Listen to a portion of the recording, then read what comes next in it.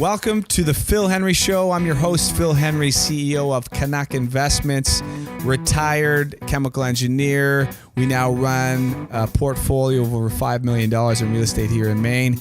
And this show, we talk about real estate investing. We talk about business, how to make money. We talk about sex, relationships, marriage. We also talk about spirituality and purpose. And today we have a special guest, Zach Hamilton, CrossFit trainer here in Bangor, Maine, and massage therapist. So stay tuned. Welcome to the show.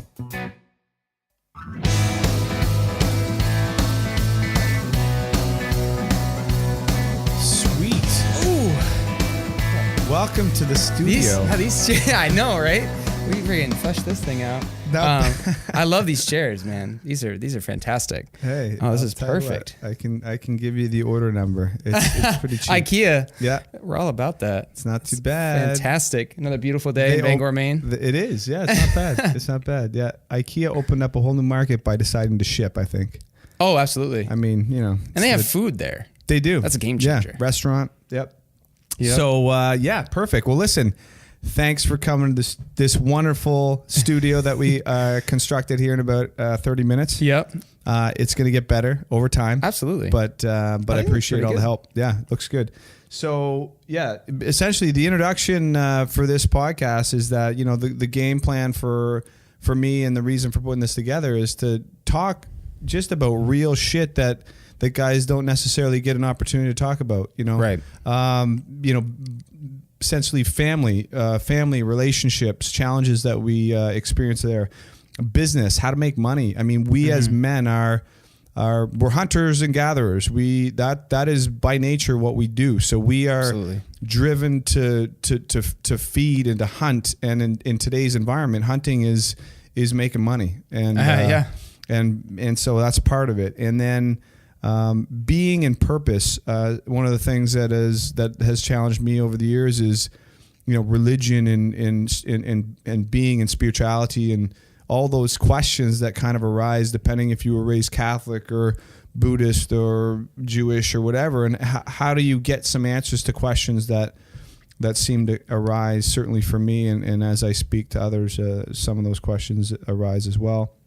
And then just you know, body and fitness, something that's close to your home as a CrossFit trainer. Right. You know, we're given this physical being as we walk this earth, and so, you know, how do we maximize, you know, the use of it, you know, right, and get the most out of it? So, so those are the things we're going to talk about, and it's really kind of a no bullshit kind of real, get it out there raw. I mean, we don't know the answers a lot of the times, but hey, we can throw it out there. So yeah, well, I think we're living in a great time right now where before the internet, you were limited to your surroundings and your community in terms of like finding mentorship. And if let's say your dad wasn't there, you had to go out and seek, and hopefully you could find a male figure that could lead you the way and answer the questions that you had. And now it's like, it's a, you know, a couple keystrokes away and you have unlimited resources to mentors. And I think that's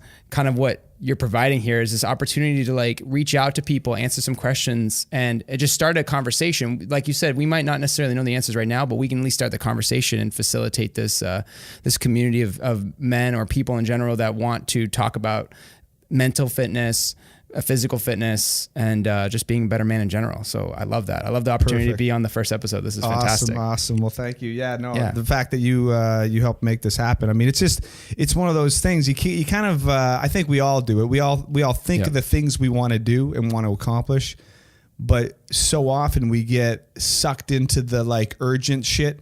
And that urgent category that's not important but urgent, you know? Yeah. And it drives your day. And then next thing you know, 6 months goes by and you really haven't done the things that you've wanted to do. Some things that bring out the creativity side of you, or that bring out some of the gifts that you want to share with the world.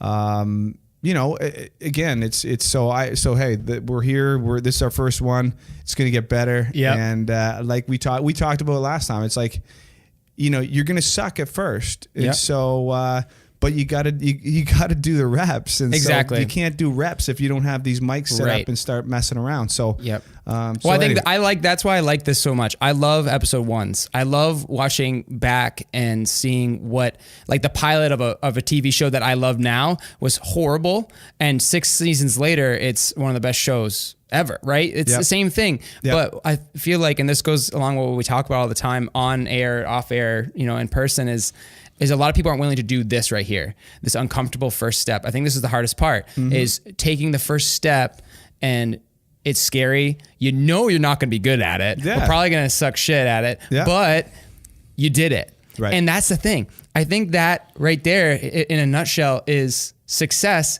Is there's people that are willing to suck shit, and there's people that are not willing to suck shit. Are you the person at home listening to content? Are you the person listening to content and then creating your own content? Yeah. I feel like we have, like I said, we have this opportunity to share, and I feel like we share on like the surface level, like sending a Snapchat, Instagram story. Those are easy. You take out your phone and do something. You're really not putting yourself out there that much. Create something, provide value to someone else, or try to, realizing that you might suck shit at it, but 1, 2, 3 years down the road, you could be fantastic. You could be the next Tony Robbins or whoever it is that could change people's lives. You never give yourself that chance. And I actually heard a quote that said, the best writer, the best singer, the best whatever, never actually sang a note, never actually wrote a page, because they never let themselves. We wouldn't know. Right. There may have well been the next Michael Jackson, Prince, whoever, but they were too either afraid or they were held back by others and not able to actually try it. So that's the thing. Go try everything. Go draw. Go and whatever you want to do. Like, don't feel like you have to do something. Right. What do you want to do? Go try that. If you want to do something like this, go get a camera. You have one in your pocket. Experiment. Experiment, and you'll find the stuff that brings you joy and the stuff that you just can't. It's just not a natural thing in your personality or your style or what have you. But yeah, I mean, and then you just cross that one off the list, man. Did that sucked bad. Yeah. But you know what? I got energy from when I actually had a conversation with, like, last time we chatted. I mean, I felt good about the conversation. I mean, and it's like I'm stuck in this office 8 hours a day running around, and kind of my energy is at a certain level, and it decreases over time. Whereas when I'm sitting and I'm being creative and I'm talking about maybe some things that I've sucked at or experienced, or things that I've learned over the years, and sharing with others, I feel better. It's like it gives me energy. Right. You know what I mean? So absolutely. So anyway, that's kind of... I like that a lot. And I think there's a difference between going home after a day of work and being exhausted and going right to sleep, and then coming home from work equally as exhausted, but emotionally exhausted. There's a big difference. So like when I go to work, yes, I'm exhausted. I'm very tired at the end of the day, but I'm so full. Yeah. It's the opposite. Yeah. I've filled myself up with so much.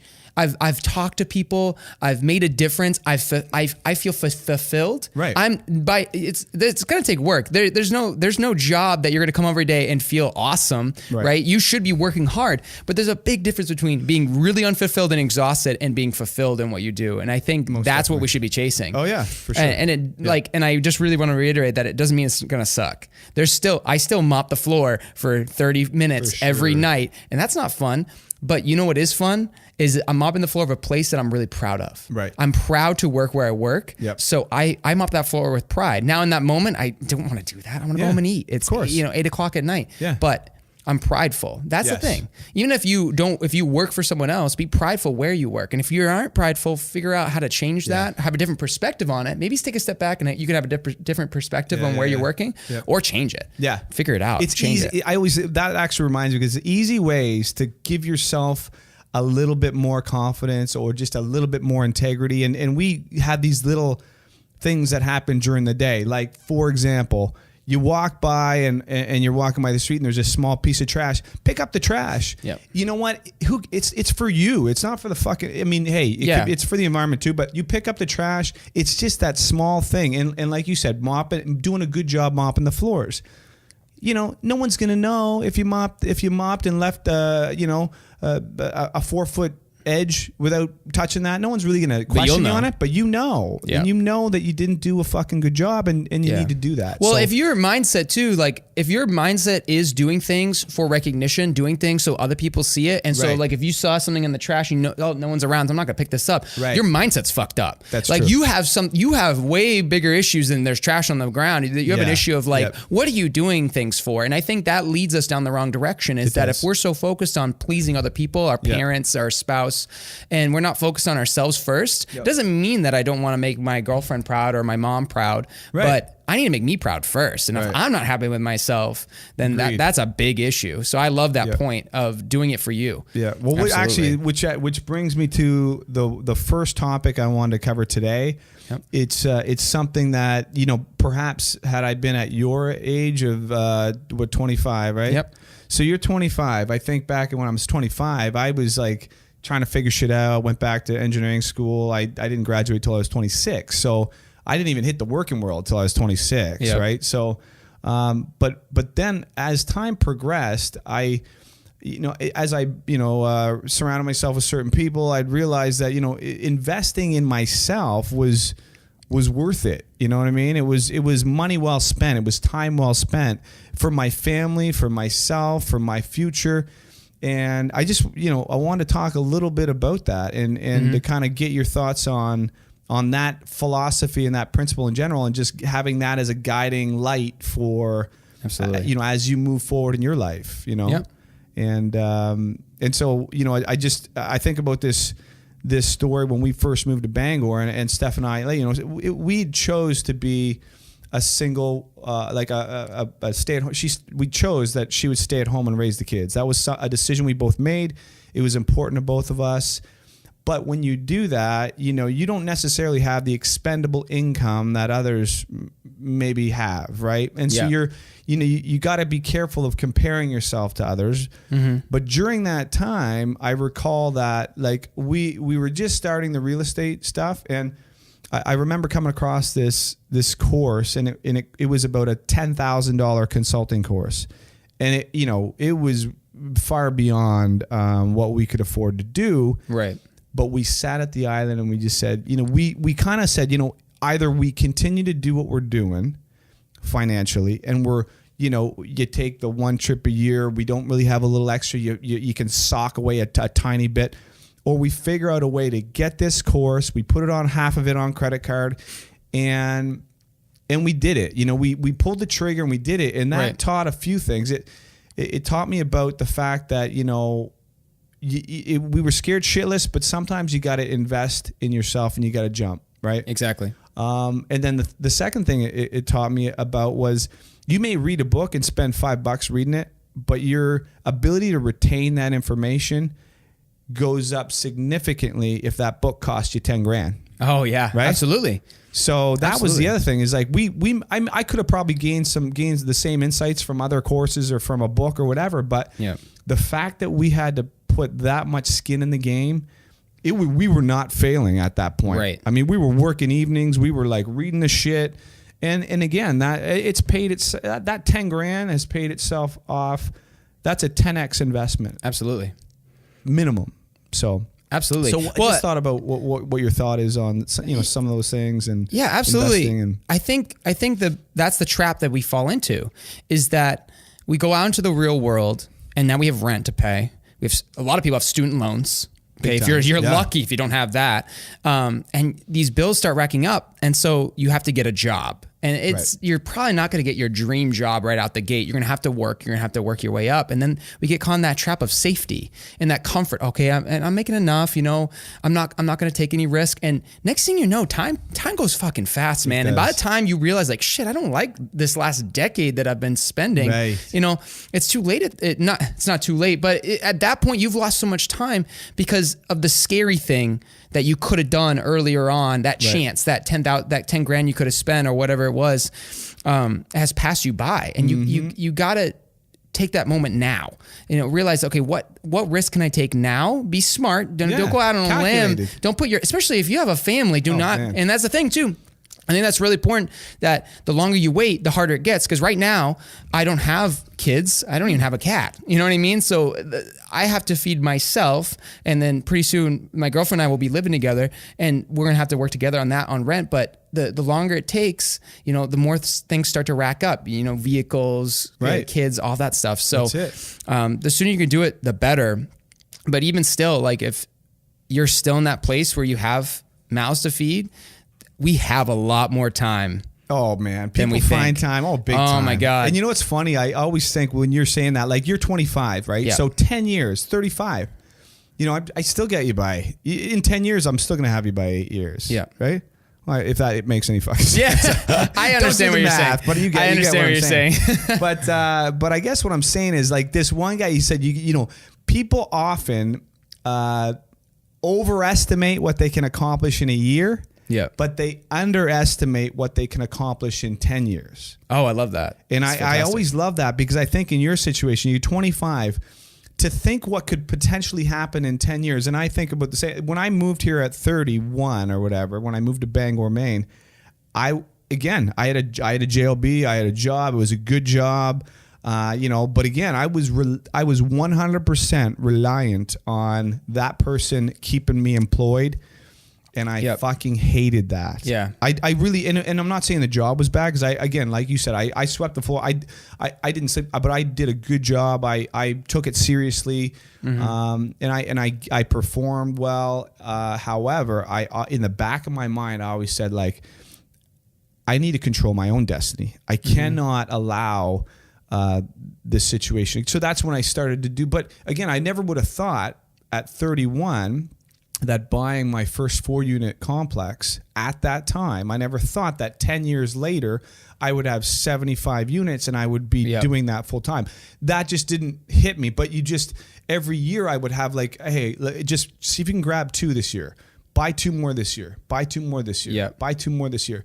Very reasonable steps. And then 10 years, here we are. And well, that's the thing too, right? I think we live in a now society, and I'm not going to trash on technology and it was better back then. No, this is the best time to live right now. Big time. We have more opportunities in our pockets than our, parents did, 30 years ago, right? Yep. So I'm definitely not trashing that. But the thing is, I see it a lot in fitness. We want everything right now, and we're viewing everything right now. And if we did take a step back and realize, no, I'm going to maximize what I can do today in this training session right now, in this interview right now, and whatever it is, in this day right now. Right.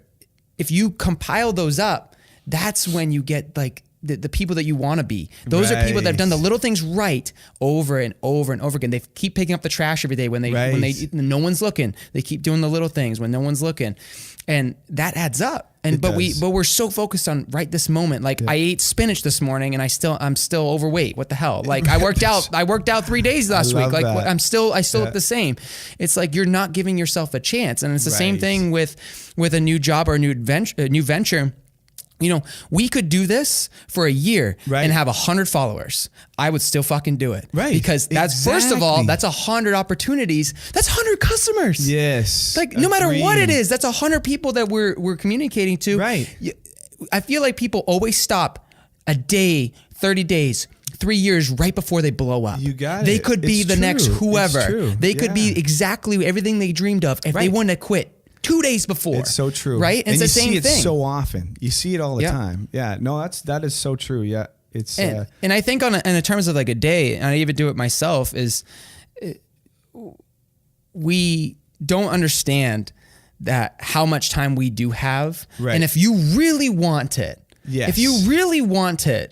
prove it with your actions. Yes. Our ambitions always exceed our actions every single day. Yeah. It's like, one of my favorite people I watch ever, and I'm sure if someone's watching this, they've probably heard of this guy, is Gary Vaynerchuk. Yeah. He says, if you have the audacity to want a 1% life, and you look at your actions and they're not 1%, then what the fuck are you doing? Yes, exactly. Like really, that's, and if you think about that, if you really take it, so funny. take the ego out and take an objective look on yourself and you go, I want this, whatever that is, money, I want the relationship. I want the cars. Exactly. I want the financial security. I want the free time. I want the vacation. I want to be able to go to Fiji. Exactly. Oh, you do? Oh, great. Well, it's fucking hard work. Exactly. Period. End of story. And if you're not willing to sacrifice, and I think part of that is you need to commit. And early on, I had this revelation like 2 weeks ago. Yeah. And I always used to think like, I need clarity. I need clarity around the direction. Like, is the podcast the right thing to do? Should I be investing my time there? I want to give back in some way. So the reality is, no, I was looking at way backwards. Commit. Make the commitment. I'm committed to getting this thing done. Period. End of story. After commitment, then you're going to get some courage to do it. Like we're sitting here now. It was happening. You were setting up the cameras and the mic, so we were going to make this thing happen. So the courage had to come out for me to sit here. And this is not comfortable the first time for me to be sitting here. The next thing is, you start to get some clarity about what you're going to do. Now I'm writing stuff, doing the notes. Exactly. Things become more clear as we move forward. Exactly. But the commitment's number one. You got to commit. And that's the same with the relationship or the business or this or whatever. And it's just going to go wrong. Like I'm thinking right now, I'm worried about that camera not being on. I'm worried about this mic not be recording. I'm worried that the sun's starting to come through now and I'm a little bit brighter than I was before. That's going to fuck up but who gives a shit? Who really cares? Because the content is good. We're making it happen. And that's the biggest thing. Make it happen. And if you want something, take a second to have some self-awareness and realize, am I doing the things that are going to make what I want happen? Right. Okay. And that's hard, man. It is. I think it's hard. It's hard to do that. And it's okay if you don't. If you really look at it and say, you know what, maybe I don't want this. That's perfectly fine. I'm definitely not saying that having a kid and working a 9-to-5 job and watching 3 hours of Netflix at night, good on you. Like if you can do that and be happy, that's fine. But I feel like if you're watching that's not the kind of person you are. So that's who we're talking to in this moment. Exactly. Because we're not talking to someone. Because you're questioning that. If you're questioning that, then you listen, honestly, you're right there. Because we all do it. The reality is, it's funny, but people say, oh, fuck, that's great. They do this. They don't understand that behind the curtain, it ain't so pretty. Like if I unveil the curtain and talk about the shit that my wife and I have been through, the pain, the tears, the anxieties, the bank accounts that have been overdrawn because I fucking screwed shit up. Well, look at the phone call right before we started recording. You had a tough phone call. You had business right before we were recording in a conversation that I know I would have a hard time having with somebody, but you did it. You did it. And the minute that phone ended, you're ready to go and you're moving on full forward. But I'm sure the first time you had a call like that, it was probably really hard. Big time. I'm thinking about I'm like, oh man, I'm glad he's talking right now, not me. Like I couldn't, that's hard for me to think about, but you did it with such class and such respect and experience. Like I could tell that definitely wasn't your first phone call like that. But that's how you do it. Yeah. But it's hard. It's scary to get that first kind of phone call or to go through those times. It definitely is. I mean, the experience that you have when you're face to face with maybe like a tenant who's just completely irate with you, and angry, and they're like spewing venom, and they're ready to literally like knock your head off. And it's life or death. And hey, man, it feels like life or death. Yeah, and it's like fight or flight. I mean, like my adrenaline's flowing. I'm ready to knock someone out. Like again, you go through a few of those situations, you realize, hey, they're scared. They're scared of losing their place. They don't have a place to live, and so.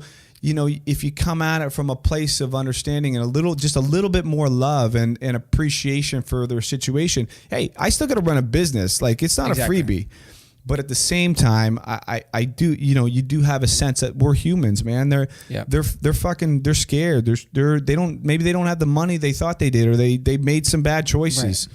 Right. Anyway, So yeah, man, that's cool. So yeah, in terms of investing, I guess the biggest thing there is, and I mentioned that it's about putting your priorities right. So, like right now, I talked to you a little bit before, like weekly right now, like I have this group, a brotherhood group, and I just And the reason I joined this group is because in Bangor specifically, or if you live in a small town, you don't necessarily have like all these entrepreneurial mentors that you can bounce ideas off of. And because, you know, it's just, maybe it's just a small town and you just don't have that ability, or you just don't have those connections. So to find those and to gain access to that, you know, I pay a certain amount a month to be part of this group, and it's a great investment because it allows me to learn from these people and really expand my my vision, if you will, you know. And that's part of it, is that, you know, if you are where you are right now with what you have, that's okay. That's perfect. Yeah. We are all in that situation, you included, me included. We're in a situation where we know what we know. Yeah. But in order for that circle to expand, and when I say that circle, that means like the ability to have a deeper connection with your wife and your children, for your bank account to reflect more financial security for your family. If your reality is not where it should be or you want it to be, then you need to find some new tools, quite frankly.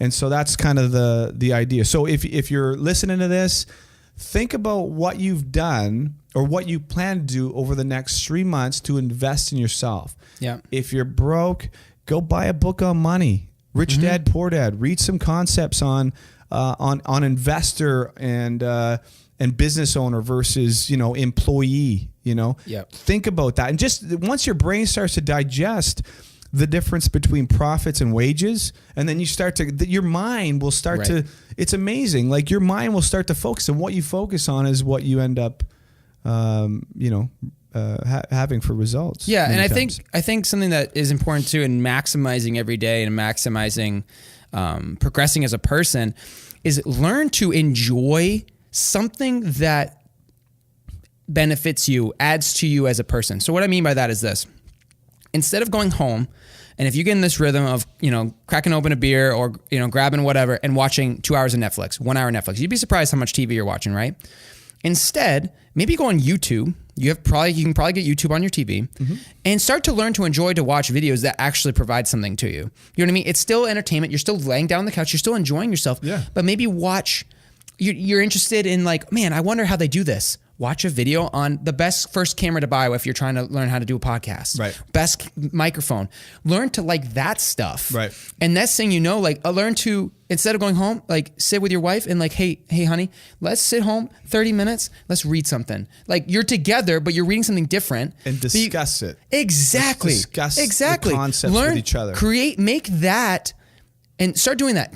At first, it might suck. You're like, really? Gotta read when I get home? The next thing you know, give it 2 weeks. Get a really good book. Yep. You can go to Goodwill right now and get a book for $1. All the books I have in my bookshelf in my office were on sale at Goodwill, because once, you know, there's plenty of good books there. Like, it's all the same. Like, no, they're not the freshest, but they're the same content is in there.